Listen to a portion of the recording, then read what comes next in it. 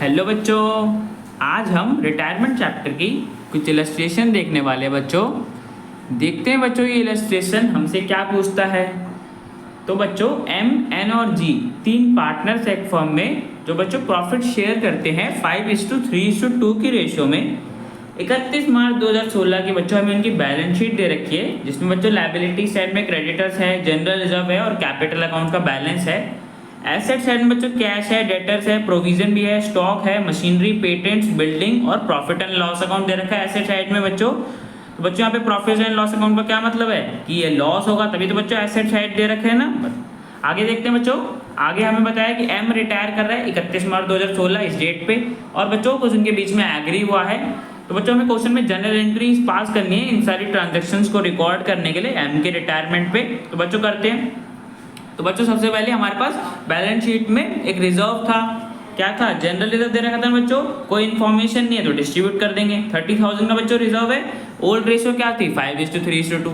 तो बच्चों इस रेशियो में हम डिस्ट्रीब्यूट कर देंगे। तो जनरल रिजर्व अकाउंट को डेबिट कर देंगे और एम एन और जी के कैपिटल अकाउंट को क्रेडिट कर देंगे बच्चों उनकी ओल्ड रेशियो 5:3:2 में। तो उन्हें रिजर्व का इतना इतना अमाउंट मिल जाएगा। ठीक है बच्चों, जनरल रिजर्व हमने डिस्ट्रीब्यूट कर दिया। अब बच्चों जनरल रिजर्व के पास साथ साथ हमारे पास एक और लॉस भी था। क्या था बच्चों, प्रॉफिट एंड लॉस अकाउंट बताया था ना मैंने, एसेट साइड में जब भी होता है तो अनडिस्ट्रीब्यूटेड लॉस है। अब हमें बच्चों ये लॉस डिस्ट्रीब्यूट करना है पार्टनर्स के बीच में। 25,000 का है तो बच्चों ये लॉस भी डिस्ट्रीब्यूट कर देंगे ओल्ड रेशियो में 5:3:2 की रेशियो में।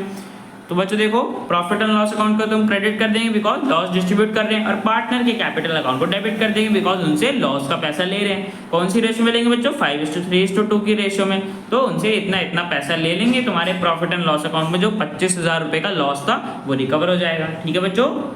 तो बच्चों हमारे पास बैलेंस शीट में सारी एडजस्टमेंट होगी। अब बच्चों देखते हैं फर्स्ट पार्ट में हमें क्या बोला है।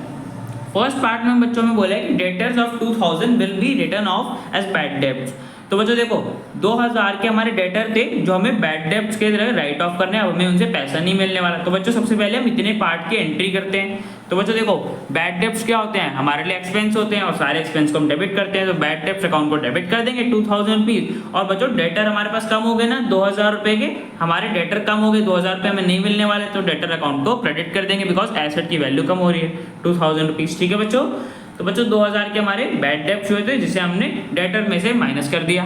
अब देखो बच्चों 2000 रुपए के हमारे पास बैड डेब्ट्स थे, बट बच्चों उसके लिए प्रोविजन भी तो था, 5,000 रुपीज का प्रोविजन भी था फर्म के पास। तो बच्चों ये 2000 रुपए जो हमारे पैसे डूबे ये हम एडजस्ट कर सकते हैं प्रोविजन में से।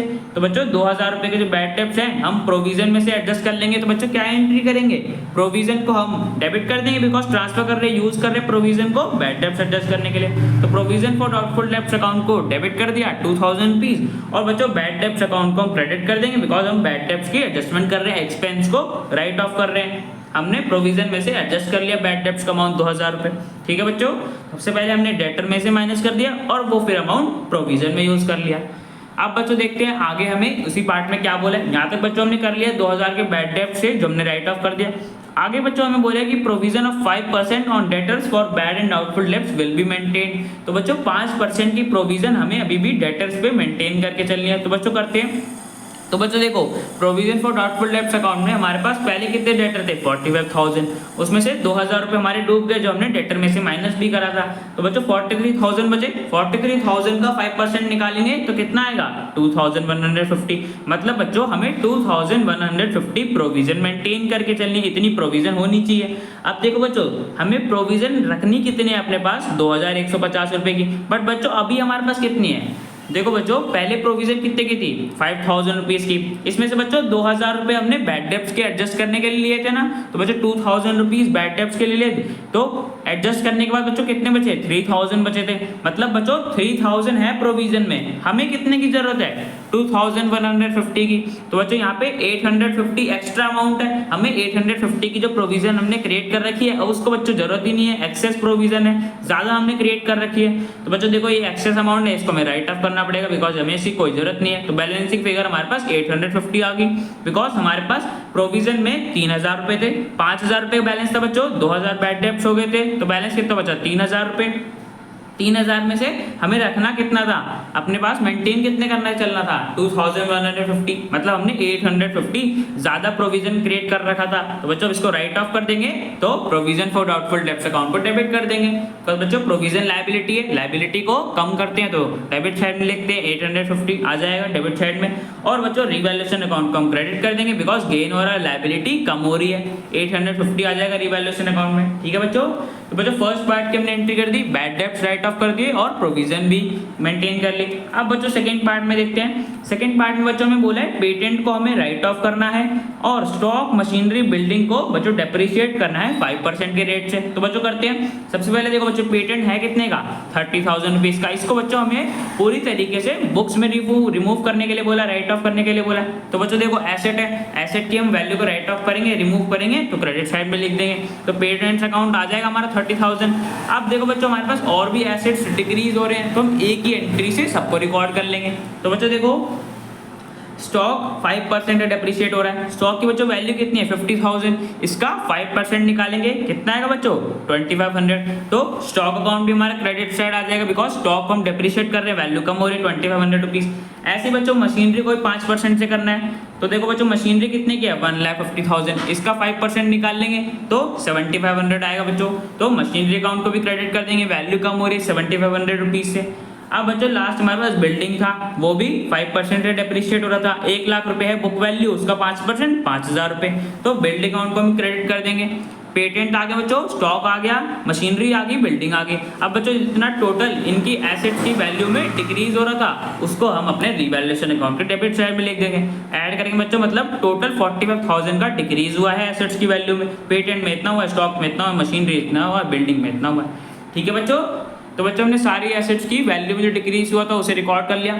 आगे बच्चों हमें थर्ड पार्ट में बोले कि अनरिकॉर्डेड क्रेडिटर था जिसे अब तक हमने अपनी बुक्स में रिकॉर्ड नहीं करा था, अब बच्चों इसको रिकॉर्ड करना है। तो बच्चों ये तो लायबिलिटी आ रही है हमारे पास, लायबिलिटी को बच्चों हम रिवैल्यूएशन अकाउंट की कौन सी साइड में लिखते हैं, डेबिट साइड में लिखते हैं, है ना बच्चों। डेबिट साइड में जब भी लायबिलिटी राइज होती है डेबिट साइड में लिखते हैं। तो रिवैल्यूएशन अकाउंट को डेबिट कर देंगे 10,000 रुपीज से। और बच्चों क्रेडिटर हमारे पास अनरिकॉर्डेड था, अब उसे रिकॉर्ड कर रहे हैं, क्रेडिटर की वैल्यू बढ़ रही है 10,000 रुपीज, लायबिलिटी बढ़ रही है तो क्रेडिट कर देंगे। ठीक है बच्चों, तो बच्चों क्रेडिटर को भी हमने रिकॉर्ड कर लिया। अब बच्चों देखो यहाँ पे हमारी सारी रिवैल्यूएशन की ट्रांजैक्शंस आ गई। अब बच्चों हमें प्रॉफिट एंड लॉस निकालने के लिए रिवैल्यूएशन अकाउंट बनाना पड़ेगा। तो बच्चों बनाते हैं।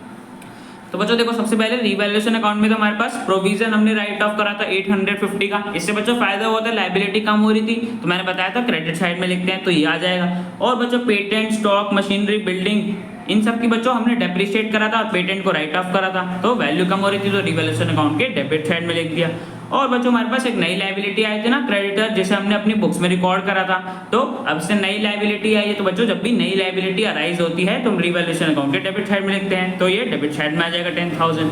अब बच्चों टोटल देखेंगे तो हमारे पास डेबिट साइड का टोटल ज़्यादा आ रहा है 55,000, इसमें से बच्चों में 850 की ट्रांजैक्शन माइनस कर देंगे तो बच्चों हमारे पास लॉस आ रहा है रिवैल्यूएशन में 54,150 का। अब बच्चों इस लॉस को हमें ट्रांसफर भी करना है पार्टनर के कैपिटल अकाउंट में, कौन सी रेशो में, ओल्ड रेशो में, 5:3:2 की रेशो में हम ट्रांसफर कर देंगे पार्टनर के कैपिटल अकाउंट में। तो इतना इतना लॉस वो पैसा भरेंगे। ठीक है बच्चों, तो कैपिटल अकाउंट में ट्रांसफर कर दिया।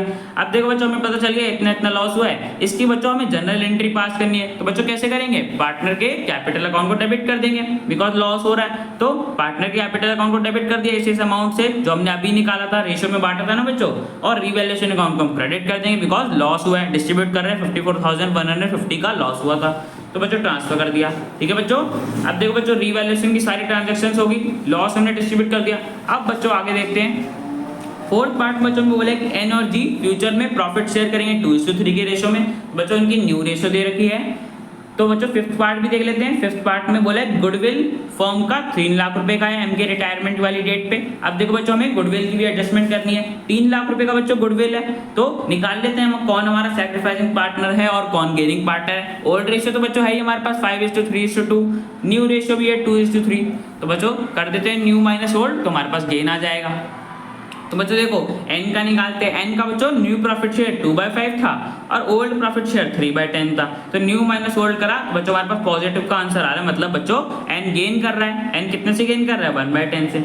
ऐसे ही बच्चों g का निकाल लेंगे, g का बच्चों न्यू प्रॉफिट शेयर 3/5 है, ओल्ड प्रॉफिट शेयर 2/10 है, न्यू माइनस ओल्ड करा तो बच्चों हमारे पास पॉजिटिव का 4/10 आ रहा है, मतलब बच्चों g गेन कर रहा होगा।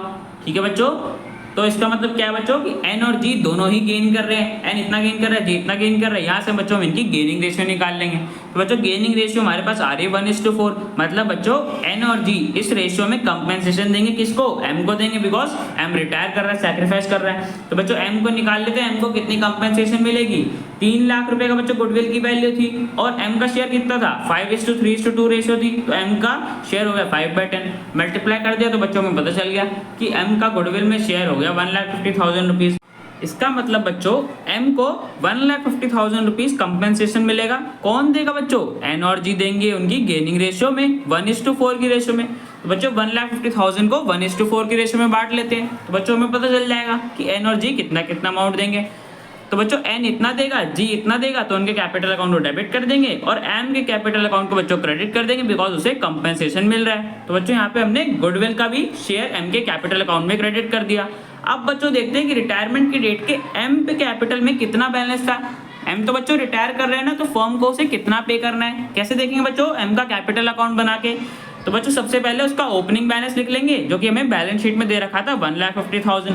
अब बच्चों हमारे पास जनरल रिजर्व था जो हमने डिस्ट्रीब्यूट करा था, तो बच्चों एम का शेयर आया था 15,000 उसमें, तो उसके कैपिटल अकाउंट में क्रेडिट कर दिया और बच्चों से गुडविल की कंपेंसेशन मिली थी, एन और जी ने इतना इतना दिया था, तो बच्चों वो भी उसे कैपिटल अकाउंट में क्रेडिट कर देंगे।